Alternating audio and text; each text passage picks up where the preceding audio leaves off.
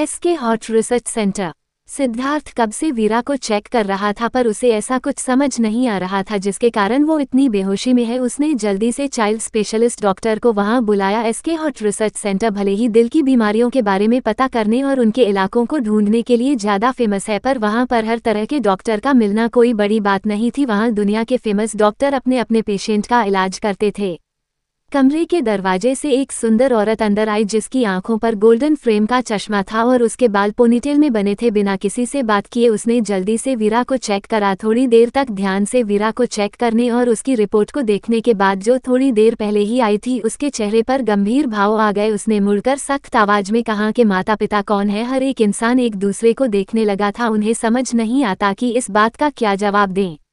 तभी रावी ने शिव हाथ पकड़कर खींचा और कहा, यह पापा है। शिव के चेहरे पर यह बात सुनकर कोई एक्सप्रेशन नहीं आते। वह कई बार उन दोनों का पापा बनकर अलग अलग जगह जा चुका था। डॉक्टर ने शिव को घूरा और कहा, आप किस तरह के पिता हैं? आप इतने लापरवाह कैसे हो सकते हैं? आपकी बेटी सीरियल स्ट्रेस ट्रोमा से गुजर रही है, जैसे दुनिया भर की परेशानी इसी के पास हो।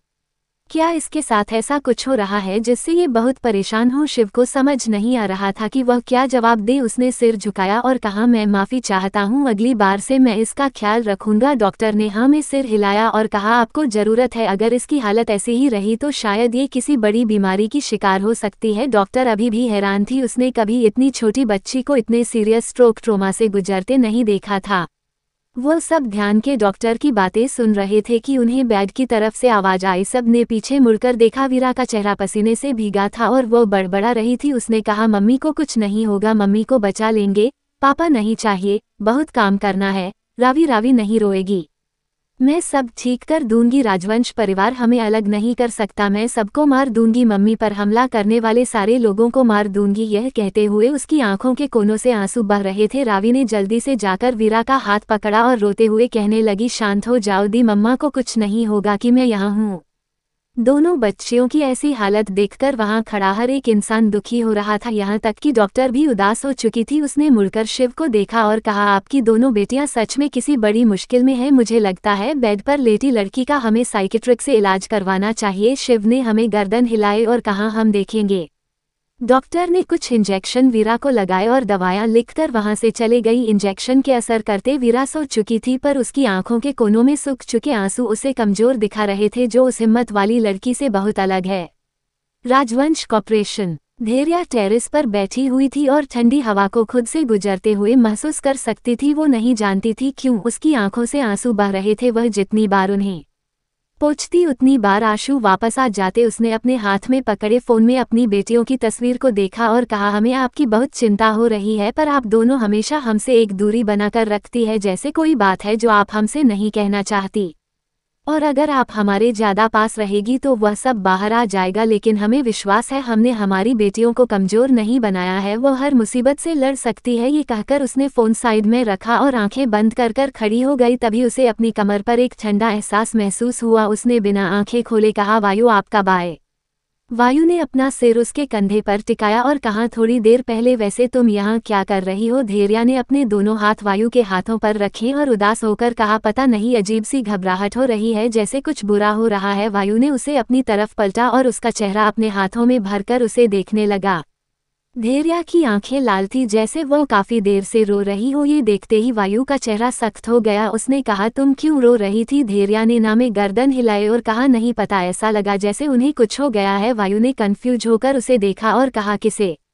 तभी धैर्या को ख्याल आया कि उसने क्या कह दिया था। वह अपनी बात बदलते हुए कहने लगी, छोड़िए, हमें बताए, आपने एनजीओस के बच्चों को चुन लिया। वायु ने उसे कमर से पकड़कर अपनी तरफ खींचा और कहा, तुम बात बदल रही हो। धैर्या ने अपने सिर उठाकर सूरज की किरणों से चमक रहे वायु के खूबसूरत चेहरे को देखा और कहा, अगर बात बदल भी रहे हैं तो आपको वह बात छोड़ देनी चाहिए। वायु ने एक आह भरी और कहा, तुम कुछ ज्यादा ही हिम्मत वाली हो। अगर मैं कभी किसी से कुछ पूछता हूँ तो वह इंसान अपनी जान देकर भी उसका जवाब देता है।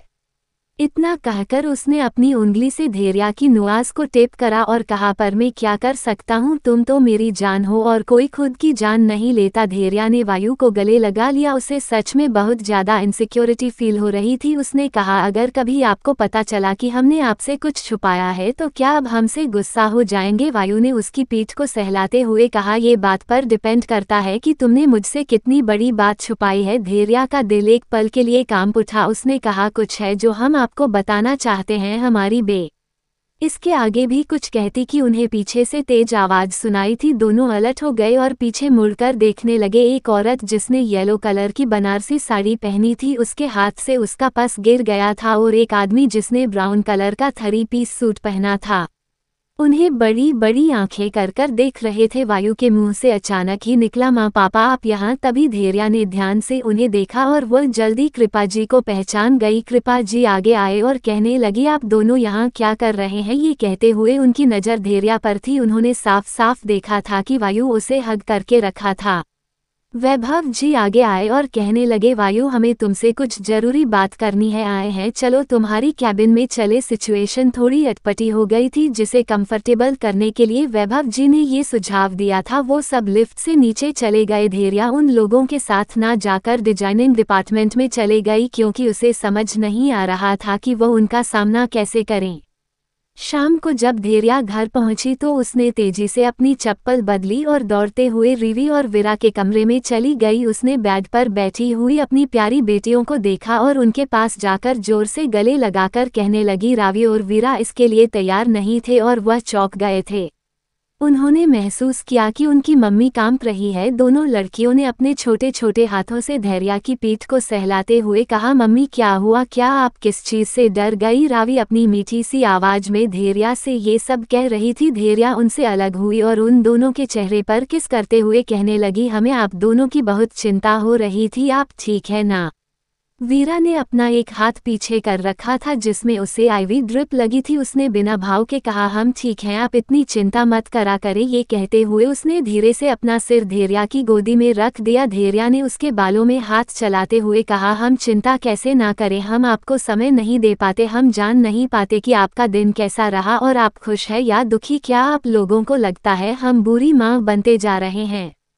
रावी ने जगह बनाते हुए अपने सिर को धैर्या की गोदी में रखा और उसका हाथ को पकड़कर अपने सिर पर रखकर कहने लगी, आप ऐसा कैसे सोच सकती है, आप वर्ल्ड की बेस्ट मम्मा है। हम जानते हैं आप अभी थोड़ा बिजी है, पर इससे हमें कोई परेशानी नहीं है, बस आप खुश रहा करिए। धैर्या ने झुककर उन दोनों के माथे पर किस किया और उठकर कहने लगी, आज हम आप लोगों के लिए खाना बनाते हैं, आप थोड़ा इंतजार करिए। ये कहकर वो वहां से चले गई। रावी ने राहत की सांस ली और उठकर दरवाजे को लॉक कर लिया। तभी कमरे के बाथरूम का दरवाजा खुला और उसमें से सिद्धार्थ और आहाना बाहर आए। सिद्धार्थ ने कहा, तुमने हमें छुपने को क्यों कहा था?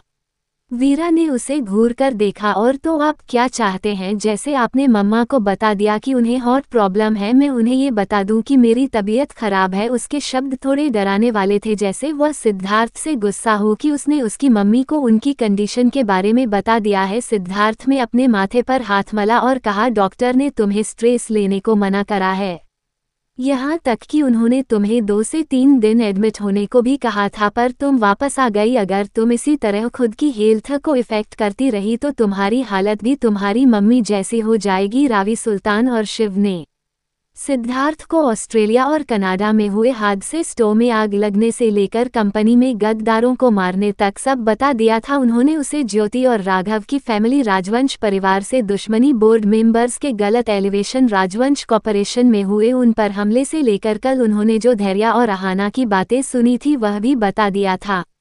आहाना रावी की बात सुनकर हैरान हो गई थी। उसने नहीं सोचा था कि वह दोनों लड़कियां उनकी बातें सुन रही थी। सिद्धार्थ ने गहरी सांस ली, उसका दिल अंदर से ठंडा हो रहा था। वो उन दोनों बच्चियों की मासूमियत को इन सारी परेशानियों से खींचकर बाहर ले आना चाहता था।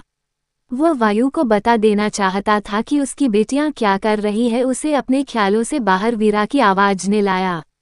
वीरा ने कहा, मैं पागल नहीं हूँ जो मुझे साइकिट्रिक से इलाज कराना पड़े, और वैसे भी यह सब जल्दी खत्म हो जाएगा। उसकी आवाज में एक अलग से मिस्ट्री सुनाई दे रही थी, जैसे वह कुछ करने वाली हो। सिद्धार्थ कुछ और भी कहना चाहता था पर आहाना ने उसका हाथ पकड़कर ना में इशारा कर दिया। आहाना चुपचाप सिद्धार्थ को वहां से बाहर निकल चुकी थी क्योंकि धैर्या उस समय अपने कमरे में फ्रेश होने गई थी। जब आहाना सिद्धार्थ के साथ कॉलोनी के बाहर तक पहुंची तो उसने उसके चेहरे को देखकर कहा, ठीक है अब जाओ यहाँ से। सिद्धार्थ ने मुंह बनाया और कहा, कम से कम ढंग से गुड नाइट तो बोल देती। आहाना ने आंखों को गोल घुमाते हुए कहा, हाँ गुड नाइट। सिद्धार्थ ने अपनी कार का दरवाजा खोला और इंजन स्टार्ट किया। तभी जैसे उसे कुछ याद आया हो उसने विंडो को नीचे कर अपना चेहरा बाहर निकाला और कहा, आहाना। आहाना विंडो के पास झुकी और उसके बात सुनने का इंतजार करने लगी। उधर सिद्धार्थ के होठों पर एक शरारती मुस्कुराहट आ गई। उसने अपना एक हाथ बाहर निकालकर आहाना के चेहरे को पकड़ा और उसके लिप्स पर किस कर दिया। आहाना अपनी जगह जम गई। उसने आसपास देखा, जगह पर काफी अंधेरा था और वहां कोई दिख ही नहीं रहा था। उसने घूरकर सिद्धार्थ को देखा और जैसे ही कुछ कहने वाली थी सिद्धार्थ ने तेजी से गाड़ी आगे बढ़ाई और वहां से गायब हो गया। वो सिद्धार्थ को कुछ चिल्लाकर कहते सुन सकती थी, मुझे तुमसे ऐसा गुड नाइट पसंद है, अगली बार याद रखना। आहाना अपना पैर पटकते हुए वापस कॉलोनी में चले गई पर वहीं थोड़ी दूर एक पेड़ के पीछे एक आदमी घूरकर उसी तरफ देख रहा था। उसकी आंखें जैसे खून जितनी लाल हो गई थी। Open door night club. Siddharth, वायु, तेजस और साथ ही केविन भी वहां बैठे हुए थे। सिद्धार्थ ने देखा कि वायु किसी गहरी सोच में डूबा था। उसने कहा, तुझे क्या हुआ है? वायु ने अपना चेहरा नीचे की तरफ झुकाया और कहा, आज माँ पापा ऑफिस आए थे, उन्होंने मुझे और धैर्या को साथ देख लिया। केविन, सिद्धार्थ और तेजस तीनों के मुंह से एक साथ बियर बाहर आ गई और तीनों ने ही एक साथ कहा, क्या? वायु का उनका इस तरह का रिएक्शन देखकर मुंह बन गया था। उसने कहा, हाँ। तेजस ने जल्दी से अपना मुंह साफ किया और कहने लगा, तो आपने उन्हें क्या बताया? सिद्धार्थ ने कहा, क्या तूने उन्हें सच बता दिया? केविन बीच में कूदा और कहने लगा, मेरी बेचारी धीरू, एक तो पहले ही वो आपके साथ सीक्रेट रिलेशनशिप में है, ऊपर से वह एक्सपोज भी हो गई। वायु, सिद्धार्थ और तेजस घूर कर केविन को देखने लगे जिससे केविन सकपका गया। वायु ने गहरी सांस ली और कहा, केबिन में पहुंचने के बाद धैर्या डिजाइनिंग डिपार्टमेंट में वापस जा चुकी थी। फ्लैशबैक। वायु सामने सोफे पर बैठा था और उसके सामने उसके मम्मी पापा से घूरते हुए बैठे थे। वैभव जी ने कहा, बरखुरदार, जरा बताए वो खूबसूरत लड़की कौन थी? कृपा जी ने वायु से कहा, यह वही है ना जो तुम्हारे प्रोजेक्ट की डिजाइन है और इसने ही हमारे यहाँ भोज में खाना बनाया था। वैभव जी ने मुड़कर कृपा जी को देखा और कहा, अच्छा यह वही लड़की है। उस दिन वैभव जी किसी काम से बाहर गए थे और घर जल्दी वापस नहीं आए थे, इसीलिए उन्होंने धैर्या को नहीं देखा था। वायु अपने मम्मी पापा के डिस्कशन को सुन रहा था और वह बीच में ही कहने लगा, मैं उसे पसंद करता हूँ। दोनों कपल जो लगभग झगड़े की कगार पर थे उनका मुंह खुला का खुला रह गया। उन्होंने आंखें बड़ी बड़ी कर वायु को देखा। वायु ने कहा, क्या आप ऐसे क्यों देख रहे हैं? कृपा जी ने कहा, देख रही हूँ जो शादी से और लड़कियों से दूर भागता था उसको कोई पसंद आ गई है। वैसे हमें भी वो काफी पसंद है। अगर आप पहले यह बात ना कहते तो हम आपसे कहने ही वाले थे कि आप उनसे शादी कर लीजिए। ये सुनते ही वायु का चेहरा सख्त हो गया और उसने कहा, अभी नहीं, पहले राजवंश परिवार के मैटर को सॉल्व करना होगा। शब्दों को सुनते ही कृपा जी और वैभव जी का चेहरा मुरझा गया। परिवार में काफी दिक्कत चल रही थी और सत्ता के लिए हर कोई लड़ रहा था। इससे पहले कि वो दोनों कुछ कहते वायु खड़ा हुआ और कहने लगा, बात बहुत छोटी है, अगर दादीसा को धैर्या से कुछ परेशानी हुई तो भी मैं उसे नहीं छोड़ूंगा, और दूसरी बात, अगर सब कुछ इसी तरह आगे बढ़ते रहा और बात और बढ़ी तो मैं खुद राजवंश परिवार को छोड़ दूंगा। प्रेजेंट। वायु की बात सुनकर सभी लड़के हैरानी से उसे देख रहे थे। तेजस ने कहा, तो आप सच में परिवार को छोड़ देंगे? भाई, आप जानते हैं आपकी बदौलत ही आज राजवंश परिवार यहाँ तक पहुँचा है और आप उसकी नींव है। वायु कड़वाहट से मुस्कुराया और कहने लगा, फर्क नहीं पड़ता कि मैं क्या हूँ, फर्क इस बात से पड़ता है कि मैं क्या रह गया हूँ। दादीसा के लिए मैं सिर्फ उस परिवार का होने वाला हेड हूँ और ना ही उन्हें फर्क पड़ेगा कि मैं किससे शादी करता हूँ। उन्हें सिर्फ इस बात से फर्क पड़ता है कि क्या मेरा कोई बच्चा है, जो कि इम्पॉसिबल है। मैं नहीं चाहता कि धैर्या इन सब के बीच में फंसे। मैंने फैसला कर लिया है, मैं सब कुछ छोड़ दूंगा और धैर्या के साथ एक सुकून की जिंदगी जीऊंगा। वहाँ बैठा हर एक इंसान वायु की बात से एग्री करता था।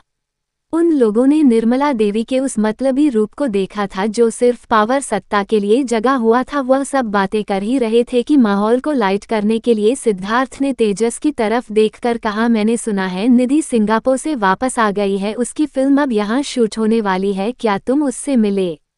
निधि का नाम सुनते ही तेजस के चेहरे के एक्सप्रेशन चेंज हो गए। उसने कहा, मैं मिला था। सिद्धार्थ उसकी तरफ झुका और कहने लगा, मुझे डिटेल में बताओ, तुम लोग कितना ज्यादा मिले थे?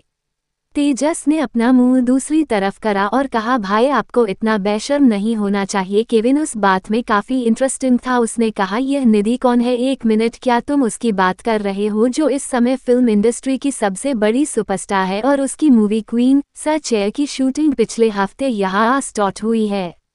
मैं उसका बहुत बड़ा फैन हूँ। वह पहली ऐसी एक्ट्रेस है जिसने अपने बलबूते पर बड़ा मुकाम हासिल किया है, यहाँ तक कि उसकी कई फिल्मों में मेन लीड के बिना ही उसने मिलियंस कमाए हैं। निधि की तारीफ सुनकर तेजस के चेहरे पर एक अजीब सी चमक दिख रही थी। वायु ने कहा, वो तेजस मंगेतर थी। केविन का मुंह खुला का खुला रह गया। उसने कहा, क्या लाखों दिलों की धड़कन और हर लड़के का सपना तुम्हारी मंगेतर थी? इसका मतलब अब नहीं है ना? ये शब्द कहने के बाद केविन के चेहरे पर एक बड़ी सी मुस्कुराहट थी और तेजस के चेहरे पर गुस्सा। तेजस कुछ कहने ही वाला था कि उसे नीचे कुछ शोर सुनाई देने लगा। सबने उस तरफ गई। एक लड़की ने वाइट कलर का फ्रॉक पहना था जो उसके घुटनों के ऊपर तक का था। स्लीवलेस होने के कारण उसके कव्स थोड़े से दिख रहे थे जिससे वह बहुत सेक्सी लग रही थी। उसी के साथ एक लड़का था जिसने मैचिंग आउटफिट्स के लिए ब्लैक जीन्स और वाइट कलर की शर्ट पहनी थी। उसकी भूरी आंखें और भूरे बाल डिस्को की लाइट में चमक रहे थे। अचानक से उन चार लड़कों के बीच में माहौल गर्म होने लगा। सबकी नज़र तेजस पर गई जिसका चेहरा गुस्से से लाल था। धैर्या के घर। धैर्या आज रावी और वीरा के कमरे में सो रही थी। उसकी दोनों बच्चियां उसके आजू बाजू लेटी थी और वो उनके बीच में। दोनों ही बच्चियों ने उसे कस के गले लगाया हुआ था। धैर्या प्यार से उनके सिर को सहला रही थी और एक बहुत प्यारा गाना गुनगुना रही थी। रावी ने कहा, मम्मा मैं एक बात पूछूं? धैर्या ने सिर झुकाकर उसके चेहरे की तरफ देखा और कहा, आपको इजाजत की जरूरत नहीं है, आप जो चाहे पूछ सकती हैं। रावी ने अपने हाथों को मुट्ठी बनाई और कहा, आज स्कूल में हमें बच्चे कह रहे थे कि हमारे पापा नहीं है। वो क्यों नहीं है? मम्मा हम किसी को यह नहीं बता सकते कि वो कौन है क्योंकि हम खुद नहीं जानते कि वो कौन है। धैर्या का दिल रावी की बातें सुनकर बैठा जा रहा था। उसने अपनी लड़खड़ाती आवाज में कहा, क्या किसी ने आप दोनों को परेशान किया? आपने हमें बताया क्यों नहीं? हम स्कूल में कंप्लेंट करेंगे। उसने इतना कहा ही था कि उसे एक शांत आवाज सुनाई दी।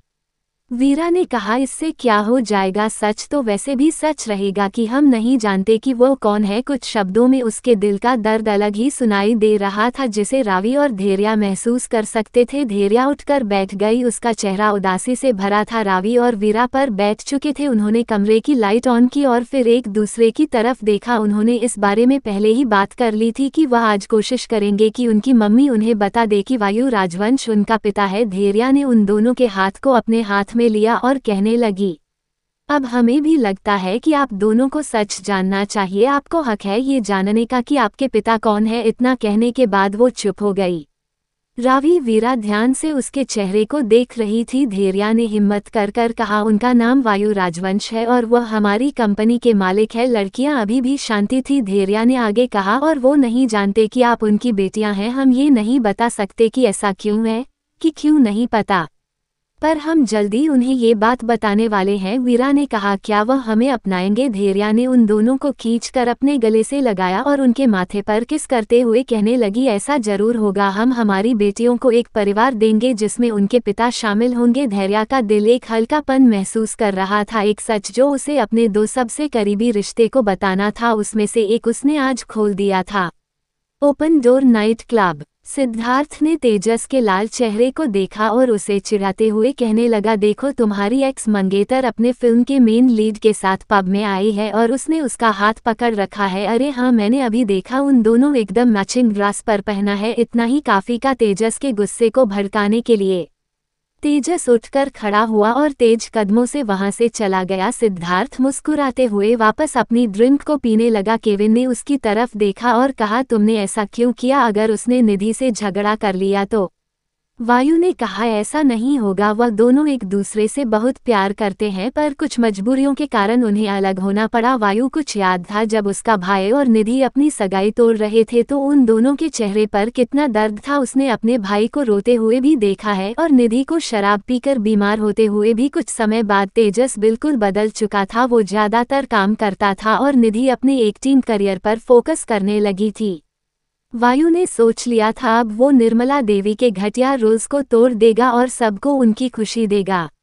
इधर नीचे तेजस एक पिलर के सहारे खड़ा था, उसके हाथ में बियर की बोतल की और वह सामने देख रहा था। निधि अपनी फिल्म के मेल लीड भव्य के साथ डांस कर रही थी। भव्य बार बार उसे उसकी बॉडी पर टच कर रहा था जिससे निधि अनकंफर्टेबल हो रही थी, पर यह करना उसकी मजबूरी थी। उसके पापा ने उसे भव्य से अच्छे रिलेशन बनाने को कहा था ताकि वो उनकी बिजनेस में मदद कर सके। निधि को परिवार डूबने की कगार पर था। हाँ, निधि एक बहुत बड़ी सुपरस्टार थी और काफी पैसे कमाती थी, पर उन पर जो करोड़ों का कर्ज था उसे चुकाने में सब खत्म हो जाता था। वो ये सब सोच रही थी कि अचानक से भव्य ने उसे अपनी तरफ खींच लिया और उसकी आंखों में देखकर कहने लगा, निधि मुझे देखो, आसपास क्यों देख रही हो। उसकी आवाज नशीली थी और उसके पास से ड्रिंक स्मेल आ रही थी। निधि ने उसे धक्का दिया और कहने लगी, मुझे वॉशरूम जाना है। वहां पर उनकी क्रू के काफी सारे मेंबर इकट्ठा थे और उन्होंने नीचे के फ्लोर को बुक कर लिया था, इसलिए वहां पर सिर्फ उनकी फिल्म के लोग ही थे। भव्य ने ज्यादा ध्यान नहीं दिया और बार काउंटर पर बैठकर ड्रिंक करने लगा। जयपुर शाही महल। राजन शाही ने घड़ी की तरफ देखा, रात के 1 बजे बज चुके थे पर उनकी आंखों में नींद का एक कतरा भी नहीं था। उन्होंने सामने दीवार पर लगी बड़ी सी तस्वीर को देखा जिस पर माला थी और अपने रूधे हुए गले से कहने लगे, कितने साल हो गए आप सब को गए, ऐसा लगता है हम भी आप सब के पास आ जाए। आज ही तो वो दिन था जब आप सब हमें छोड़कर चले गए थे, इसी समय आपका प्लेन ब्लास्ट हुआ था। राजन शाही आज बहुत दुखी थे क्योंकि आज ही के दिन उनके पूरे परिवार की मौत हो गई था। उन्होंने अपने आंसू पोंछे, तभी उनका फोन बजा। नाम देखते ही उनकी उदास आंखों में हल्की सी चमक आ गई। उन्होंने जैसे ही कॉल रिसीव किया, दूसरी तरफ से एक सख्त मगर चिंता से भरी आवाज आए, आपको सो जाना चाहिए। आपको क्या लगता आपको ऐसा देख वो सब खुश होगे? बेहतर होगा आप अच्छे पलों को याद करें ना कि बुरे। इतना कहकर दूसरे इंसान ने फोन कट कर दिया। राजन शाही मुस्कुराए और सोने चले गए। Open door night club. Nidhi ने वॉशरूम के बाहर आकर जैसे ही अपने कदमों को हॉल की तरफ बढ़ाया, किसी ने उसका मुंह दबाकर उसे अपने साथ खींच लिया और क्लब में बने एक लग्जरियस रूम में ले गया जो पहले से ही उसका था।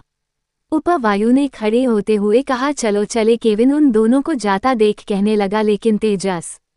सिद्धार्थ ने मुस्कुराते हुए कहा, वो तो कल ही आएगा, चलो। ये कहकर उसने केविन को अपने साथ खींच लिया। वायु ने पहले ही कुछ लोगों को निधि की फिल्म टीम से कहने को बोल दिया था कि वो जा चुकी है, क्योंकि तेजस के गुस्से को वो जानता था।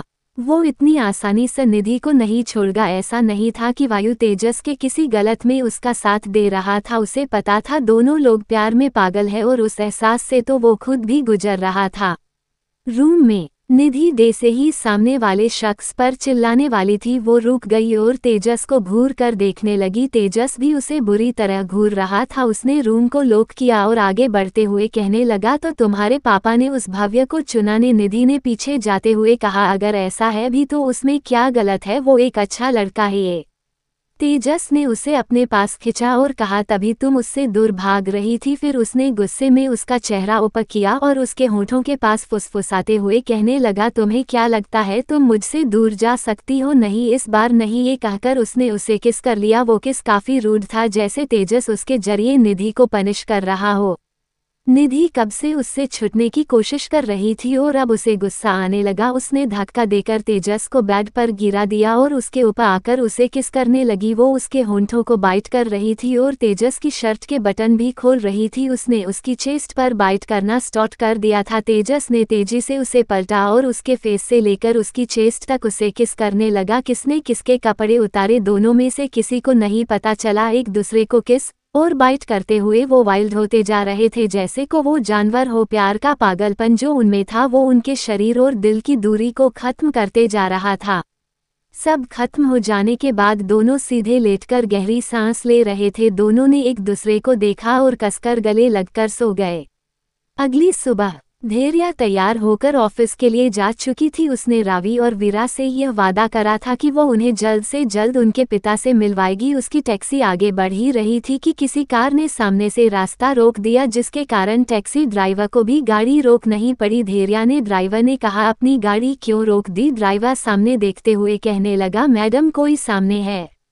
जैसे ही धैर्या ने बाहर देखा, उसकी आंखें बड़ी बड़ी हो गई। वहां एक चमचमाती रोल्स रॉयल खड़ी थी। धैर्या उस कार को अच्छे से पहचानती थी। उसने जल्दी से टैक्सी का दरवाजा खुला और बाहर निकलकर ड्राइवर से कहने लगी, आपके पैसे, यहाँ से हम चले जाएंगे। ड्राइवर ने पैसे लिए और अपनी टैक्सी लेकर वहां से निकल गया।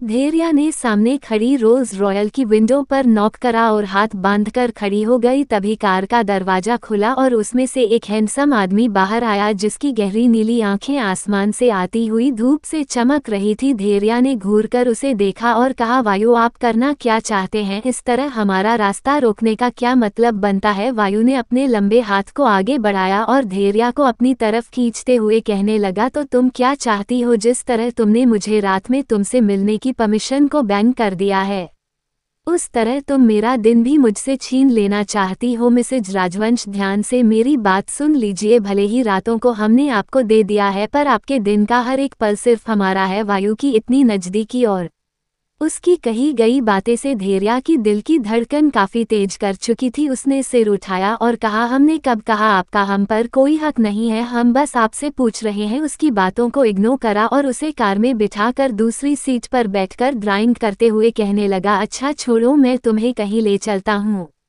इतना कहकर उसने कार स्टार्ट कर दी। धैर्या ने बाहर देखते हुए कहा, आप हमें कहाँ ले जा रहे हैं? हमें ऑफिस जाना है। वायु, आप हमारी बात सुन रहे हैं कि नहीं? उसने देखा कि वायु उसकी कोई बात नहीं सुन रहा और उसके दोनों कान में हेडफोन थे। धैर्या कुछ पल तक उसे घूरती रही और फिर मुंह फुलाकर चुपचाप बैठ गई। वायु अपनी तिरछी नजरों उसे देख रहा था और उसके होंठों के कोने ऊपर की तरफ मुड़ चुके थे। वहीं दूसरी तरफ रावी वीरा को देख रही थी, जो चुपचाप खिड़की के बाहर देख रही थी। उसने सामने कार ड्राइव कर रहे शिव तरफ देखा और कहा, भैया दी को डॉक्टर ने कहीं भी जाने को मना करा है, देखो तब भी स्कूल जाना चाहती है। मुझे तो समझ नहीं आता मैं क्या करूँ। ये कहते हुए उसने अपने दोनों हाथों से अपने गालों को पकड़ लिया और वीरा को देखते हुए कहने लगी, क्या आप एक दिन के लिए भी आराम नहीं कर सकती? वीरा ने अपनी आवाज को गहरा करते हुए कहा, आज जाना जरूरी है। इससे पहले कि रावी कुछ और कहती, उनकी कार स्कूल के अंदर जा चुकी थी। रावी जैसे ही कार से बाहर उतरी, उसने देखा स्कूल के गेट के पास काफी भीड़ लगी थी, जिनमें मीडिया रिपोर्टर भी शामिल थे। क्योंकि वह लोग स्कूल के अंदर थे, इसलिए कोई भी रिपोर्टर उनकी फोटो नहीं ले सकता था। वीरा भी कार के बाहर आ गई थी और लोगों की भीड़ को देखकर उसकी आंखों में एक चमक आ गई थी। वो आगे जाते हुए कहने लगी, मेरे साथ चलो। दोनों लोग उसके पीछे ऐसे चलने लगे जैसे वह कोई रोबोट हो। थोड़ी देर बाद रवि वीरा अपनी क्लास में पहुंच चुके थे। वहां बैठा हर एक बच्चा अब उन दोनों लड़कियों को एक अलग नज़र से देख रहा था। कल जब वो वीरा बेहोश हो गई थी तो हर कोई वह बुरी तरह घबरा गया था। टीचर्स भी जानते थे लड़कियां बहुत मिस्टीरियस है और पावरफुल भी। अगर उन्हें कुछ हो जाता तो वह नहीं जानते थे कि उनके साथ क्या होगा। इससे पहले कि वह स्कूल में मौजूद क्लिनिक से किसी डॉक्टर को वहां भुला पाते, रावी ने अपनी जेब से फोन निकालकर उन्हें घूरते हुए कहा था, खबरदार जो मेरी दी के पास कोई आया भी। इतना कहकर उसने एक नंबर डायल कर दिया। थोड़ी देर बाद काफी सारे काले कपड़े पहने लोग और दो मजबूत इंसान वहां आ चुके थे। बिना किसी को जवाब दिए रावी अपनी बहन के साथ उन लोगों को लेकर वहां से निकल गई थी। बात इतनी बढ़ चुकी थी कि स्कूल में बुरी तरह हंगामा मच गया था। रावी और वीरा ने बच्चों के डरी हुई और टीचर की सहमी हुई नज़रों को इग्नोर किया और अपनी सीट पर बैठ। तभी वहां पर कोई दौड़ते हुए आया और उन दोनों से कहने लगा, आपको प्रिंसिपल सर ने बुलाया है। दोनों लड़कियां उस इंसान के साथ वहां से चली गई।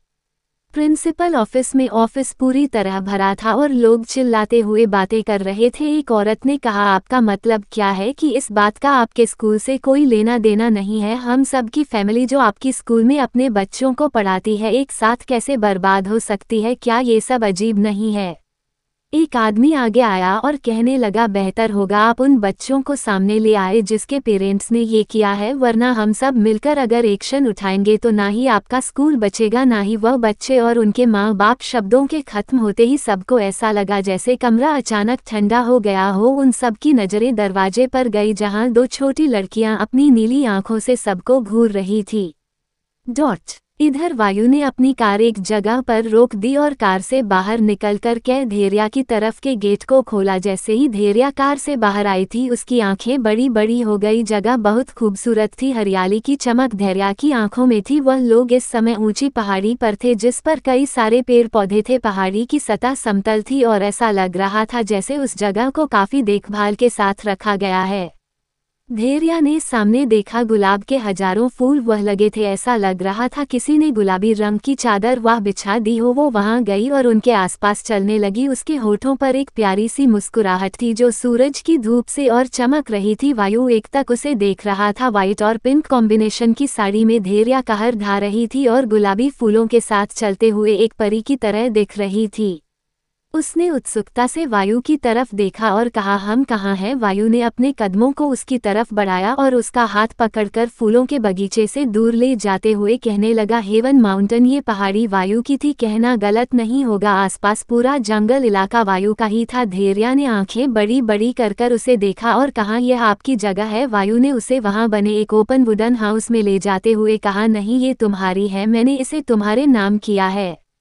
धैर्या के कदम एक पल के लिए लड़खड़ा गए। उसने कहा, नहीं नहीं, हमें नहीं चाहिए इतनी बड़ी जगह, वह भी उसके नाम। ये सोचकर ही वह हैरानी से पागल हुए जा रही थी। वायु ने उसे बेंच पर बिठाया और उसको देखते हुए सोचने लगा कि वो उसको पूरी दुनिया दे देना चाहता है, पर ये लड़की छोटी छोटी चीजों से घबरा जाती है। वो अपने ख्यालों से बाहर आया और धैर्या की बालों की लट को उसके कान के पीछे करते हुए कहने लगा, जान, मेरा सब कुछ तुम्हारा है और वैसे भी यह छोटी सी जगह है, क्या तुम मेरे लिए भी नहीं रखोगे? इसे मैंने हमारे लिए बनवाया है। देखो। धैर्या ने आसपास देखा। गुलाब के उस बड़े से बगीचे के अलावा वह लोग जिन वुडन हाउस में बैठे थे वो काफी बड़ा था, जहां पर चेयर, सोफा और बेंच रखे थे और कई सारे कांच का टेबल भी। छोटे छोटे प्लांट को क्रिएटिव तरीके से वहां लगी बड़े बड़े वुडन पिलर्स में अटका के रखा गया था और कई सारी तितलियां उधर घूम रही थी। थोड़ी दूरी पर एक बड़ा सा झूला था जो कि सफेद रंग का था। झूले के ऊपर सफेद जालीदार छत थी जिसमें एक विंड चाइन लगा था। धैर्या ने खुद से कहा, ये छोटा तोहफा है। अगर वायु का छोटा तोहफा इस तरह का है तो बड़ा कैसा होगा? उसे अपने ख्यालों से बाहर एक गर्माहट ने लाया जो कि उसके गालों पर थी। जैसे ही उसने अपना सिर घुमाया उसके लिप्स वायु के लिफ्ट से टच हो गए। वायु उसके गाल पर किस कर रहा था। उसने यह एक्सपेक्ट नहीं किया था कि धैर्या मुड़ जाएगी। धैर्या भी अपनी जगह जम चुकी थी इससे पहले कि वह दूर जाती है। वायु ने उसकी गर्दन में हाथ डाला और उसे अपने करीब की कर उस किस को डीप करने लगा। Dehradun public school. रावी और वीरा के वहां आते ही प्रिंसिपल ने राहत की सांस ली। तभी एक औरत जिसने ब्लू कलर का ड्रेस पहना था उसने दोनों की तरफ उंगली करी और कहा, यही वो लड़कियां हैं जिन्होंने मुझे धमकी दी थी कि ये हमें बर्बाद कर देगी। दूसरी औरत आगे आए और कहने लगी, क्या ये वही लड़कियां हैं जिनकी मां को नहीं पता कि इनका फादर कौन है? ना जाने कि कितने आदमियों के साथ इनकी मम्मी इन्वॉल्व होगी। लोग अब भीड़ बनकर चिल्लाने लगे थे और उनके शब्द बुरे से बुरे होते जा रहे थे। प्रिंसिपल ने देखा सारे लोग कितना ज्यादा उन्हें परेशान कर रहे हैं और उन्होंने तेज आवाज में कहा, चुप हो जाइए। क्या आप इतनी छोटी लड़कियों को सुना रहे हैं? आपको क्या लगता है ये सब उन्होंने किया है?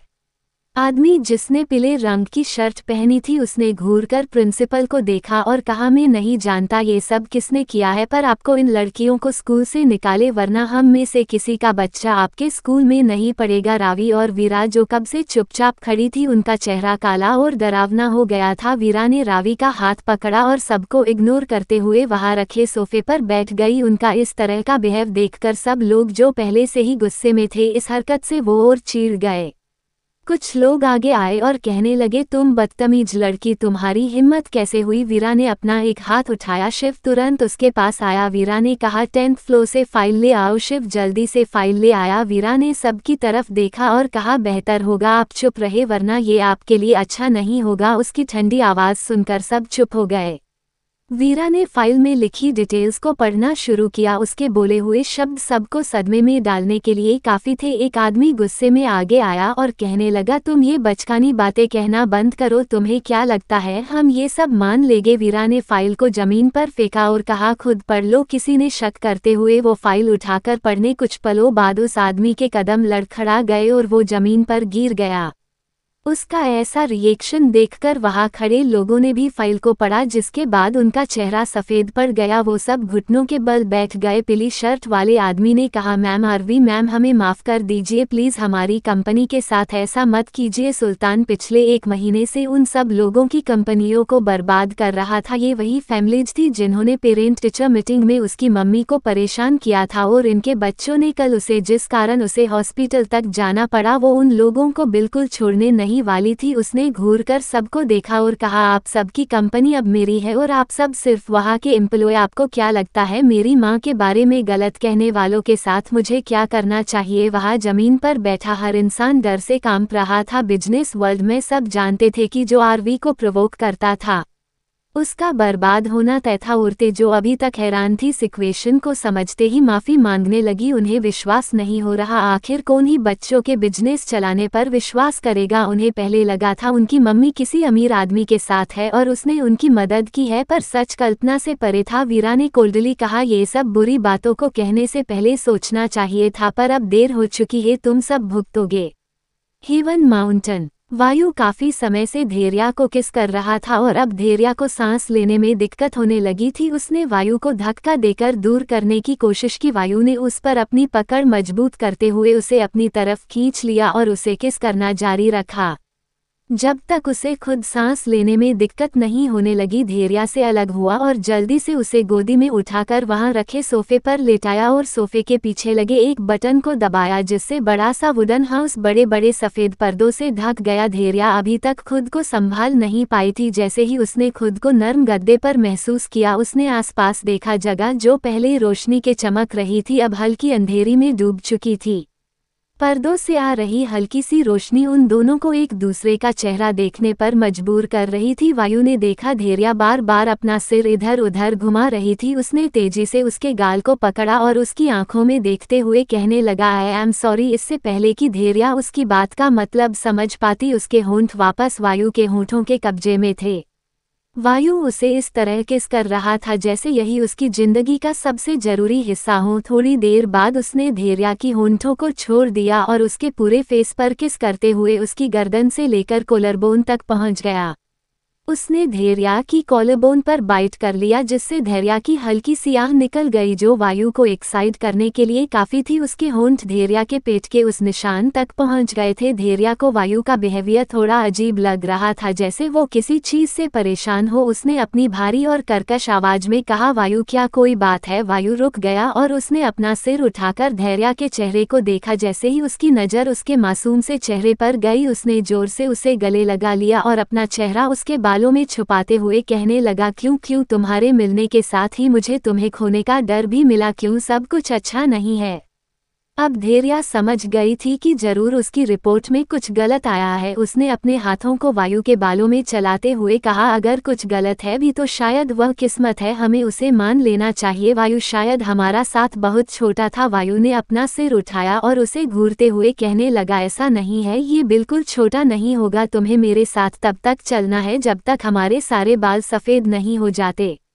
उसे सुबह ही सिद्धार्थ से धैर्या की रिपोर्ट मिली थी, जिसमें उसकी कंडीशन बिल्कुल अच्छी नहीं थी। पहले जो उसके ऑपरेशन सक्सेस के चांसेस 50% थे, वह अब सीधा 30% हो चुके थे। पर वो उम्मीद नहीं छोड़ना चाहता था। इंसान तो 1% पर भी जिंदा रहने की कोशिश करता है, तो वह कैसे हार मान लेता? धैर्या ने उसका चेहरा अपने हाथों में भरा और कहा, वायु, जिंदगी से नहीं लड़ सकते और मौत से बिल्कुल भी नहीं, पर अगर हम आपसे दूर हो गए तब भी हम आपको एक ऐसा तोहफा कर देंगे जब आपको हमारी याद दिलाएगा, पर हमारी कमी महसूस नहीं होने देगा।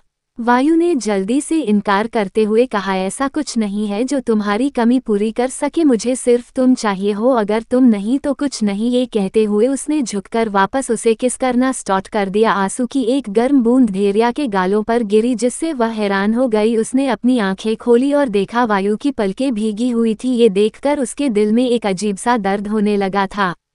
सब कुछ खत्म हो जाने का डर जो रोज महसूस करती थी। वायु के आंसू उसे बढ़ाते जा रही थी। थोड़ी देर बाद वायु उससे अलग हुआ और उसके गालों पर सहलाते हुए कहने लगा, तुम जान हो मेरी, और जब जान ही नहीं होगी तो जिंदा कैसे रहेंगे। धैर्या ने जल्दी से उसके मुंह पर हाथ रखा और कहा, आप ऐसा नहीं कहेंगे, हम नहीं जानते कि हमारा दिल किस तरह के जज्बातों को महसूस करता है, पर उसे सिर्फ आपके पास सुकून मिलता है और हम कभी नहीं चाहेंगे कि आपको कुछ हो। वायु ने उसे खड़ा किया और उसकी साड़ी और बाल ठीक करते हो कहने लगा, मैं तुम्हें कुछ नहीं होने दूंगा, सिद्धार्थ तुम्हें जरूर ठीक कर देगा। धैर्या ने हिम्मत करके कहा, वायु हमें बताए रिपोर्ट में क्या आया है। वायु धैर्या के चेहरे को देखने लगा जिस पर एक कमजोर सी मुस्कान थी। उसने कुछ ना कहते हुए उसे और जोर से उसे गले लगाया और कहा, सब अच्छा है, सब ठीक है, तुम चिंता मत करो। धैर्या जानती थी कि वायु उसे कुछ नहीं बताने वाला है, इसलिए उसने आगे कुछ ना पूछने का फैसला किया। Open door night club. Tarun की जब नींद खुली तो उसने उस बड़े से कमरे में खुद को अकेला पाया। वह आसपास देखने लगा पर निधि का वहां कोई नामोनिशान नहीं था। उसे टेबल पर एक नोट दिखा, उसने जल्दी से उसे उठाया और पढ़ना शुरू किया। वह उसके लिए निधि ही छोड़कर गई थी। उसमें लिखा था, तरुण मेरा इस तरह इम्तहान मत लो, तुम ये बात बहुत अच्छे से जानते हो हमारा प्यार हमारे लिए कितनी बड़ी मुसीबती लेकर आएगा। मैं नहीं चाहती कि तुम फिर से सफ़र करो या फिर मेरी फैमिली को मेरी वजह से कोई परेशानी हो। बेहतर यही होगा कि हम दोनों दोबारा ना मिले। कल तुम वही थे जिससे मैंने प्यार किया था, मेरा पागल तरुण जो सिर्फ मेरा था और मैं उसकी। पर हालात अब बहुत अलग हैं। मैं जब भी तुम्हारे करीब आती हूँ मैं अपने लिए फैसलों को पीछे छोड़ देती हूँ और वह सब कर देती हूँ जो मुझे नहीं करना चाहिए। इसलिए मेरी तुमसे रिक्वेस्ट है, मुझसे दूर रहो, शायद किस्मत में हमारा साथ लिखा ही नहीं है। तुम्हारे निधि। तरुण ने गुस्से में लेटर को अपने हाथों में दबाया और कहा, नहीं बिल्कुल नहीं निधि, पिछली बार मैंने दादीसा के और तुम्हारे कहने पर तुम्हें छोड़ दिया था, पर अब मैं किसी के भी कहने पर मैं नहीं छोड़ने वाला। अब तुम्हें वही पागल तरुण मिलेगा जो तुम्हें पाने के लिए हर हद को पार कर चुका था। ये कहते होंगे वह उठा और वॉशरूम में चला गया। आगे की कहानी जानने के लिए बने रहिए सिर्फ और सिर्फ एक स्टोरी पॉइंट चैनल पर।